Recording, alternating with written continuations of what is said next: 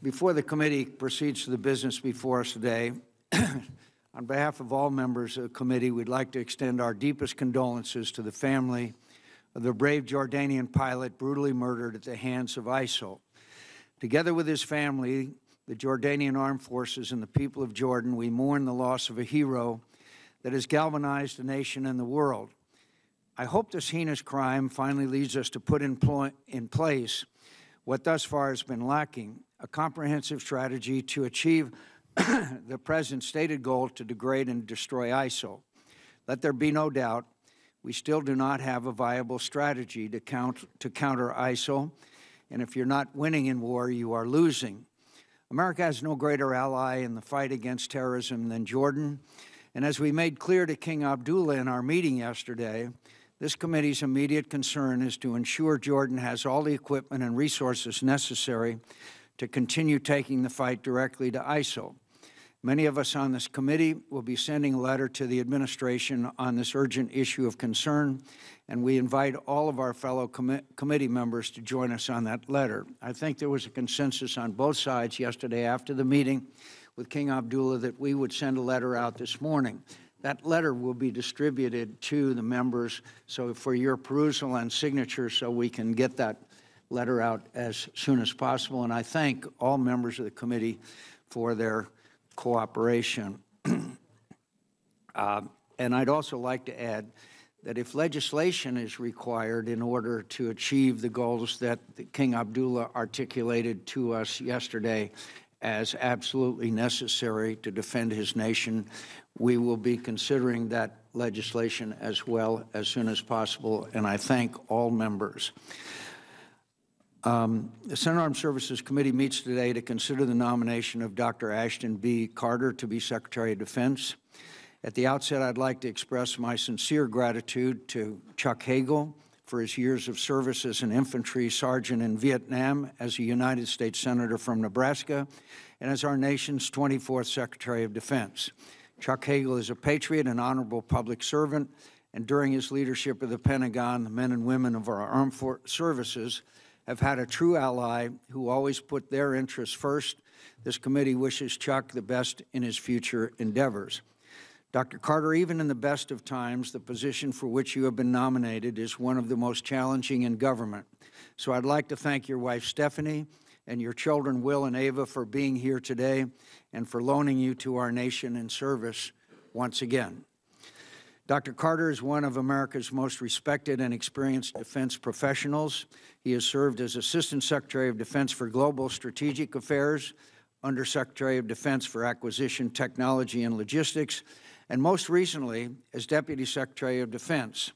In these positions, I have known him, and members of the committee have known him to be an honest, hardworking, and committed public servant.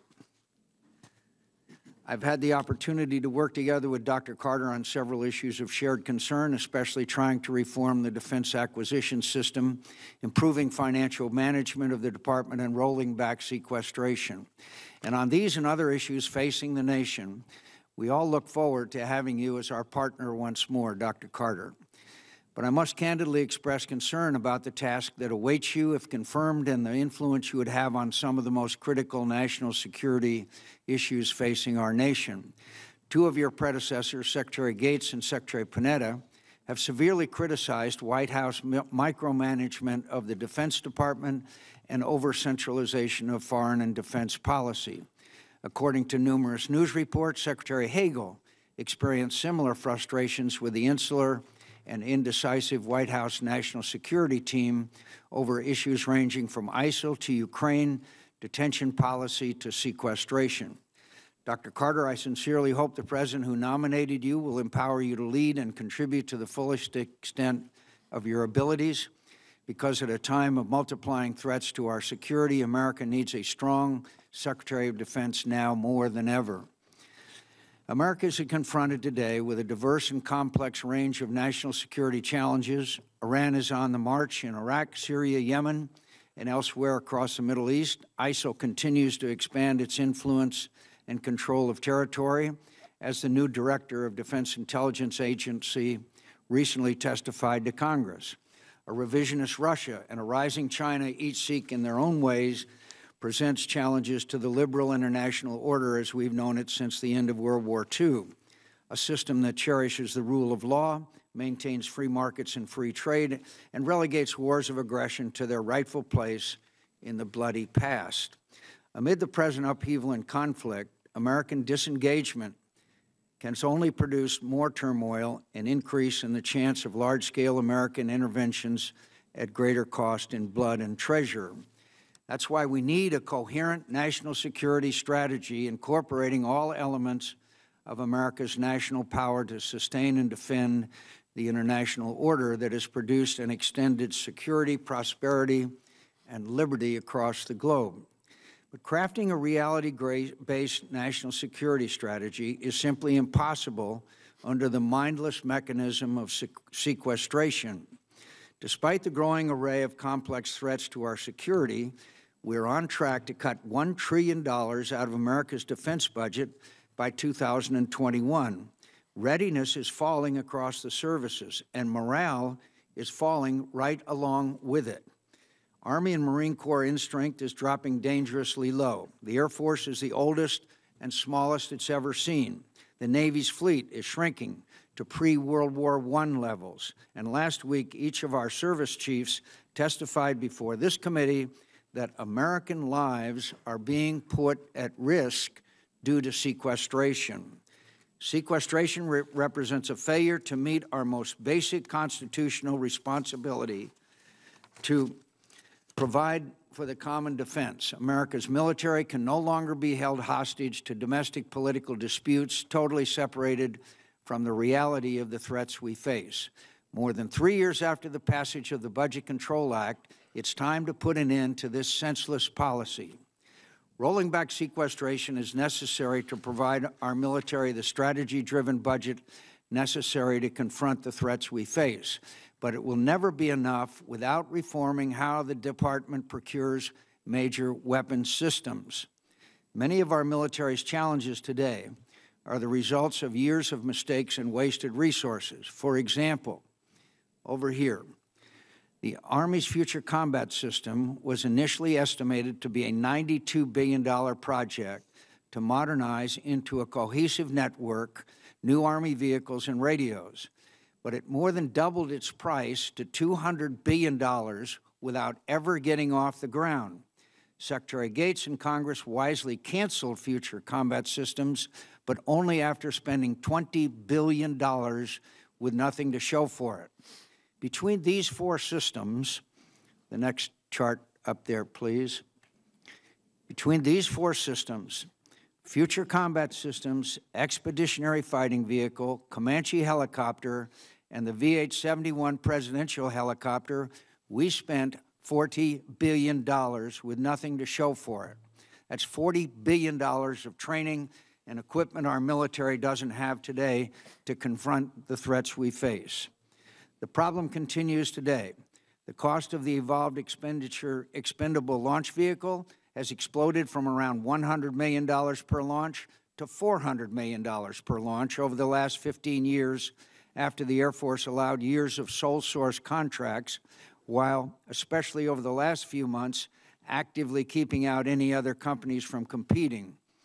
Hopefully this year we will see the Air Force certify a new entrant, and this competition can finally bring down costs and end our reliance on Russian rocket engines. Like many programs that preceded it, LCS's cost overruns followed predictably from a chronic lack of planning from its very outset in three key areas: undefined requirements, unrealistic initial cost estimates, and unreliable assessments of technological and integration risks. The Gerald Ford-class nuclear aircraft carrier was originally supposed to cost $10.5 billion.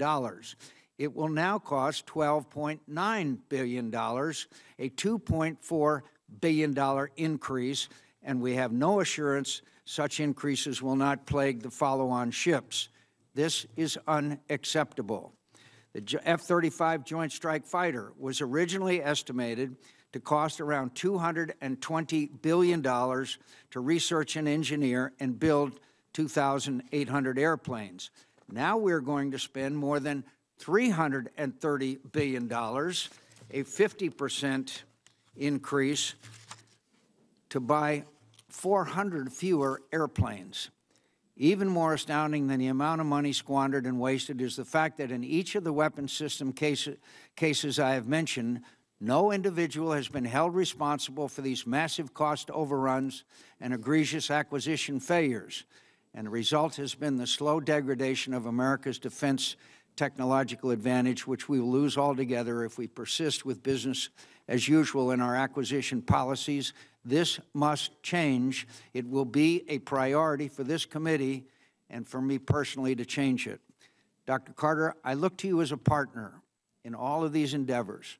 If confirmed, I hope you will provide independent leadership and work closely with the Congress on the issues that matter most, crafting a coherent national security strategy to meet today's threats, rolling back sequestration, continuing to reform the defense acquisition process, modernizing our military compensation system, and many others. I thank you deeply for your willingness to serve once again, and I look forward to your testimony today.